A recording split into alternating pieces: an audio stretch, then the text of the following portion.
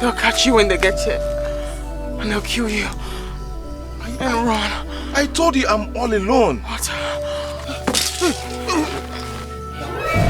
Where will I run to? My father is dead. My mother is dead. I cannot go to my maternal grandmother's house because they don't like me there.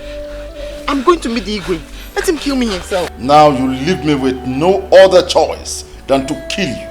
Do not go back there again. I can just run away from my father's land. It's dangerous for you to go back there. I was chosen by the gods. Over my dead body, will I allow Ugomma to take my rightful position in this family? Never allow our son Ofodile to be king. Take him to the evil forest and bring me his head.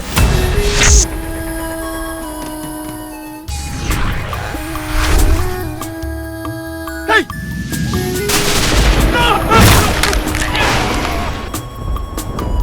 Why do I always feel strange every time I come to a place where I'm supposed to get help? Continue to search for her, for she will never go scot-free after killing my son with her witchcraft. No one could tell how she managed to leave the house when everywhere was on fire.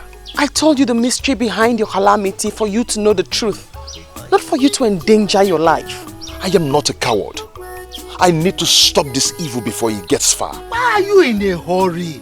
There is still time. The time is not yet right. When the hour is right, the gods will perfect everything.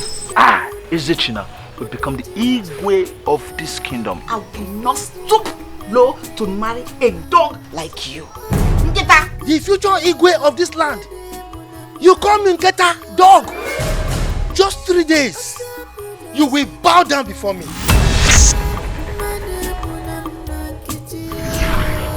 Tell the Igwe that I have a surprise for him. And only you will deliver the message of that surprise.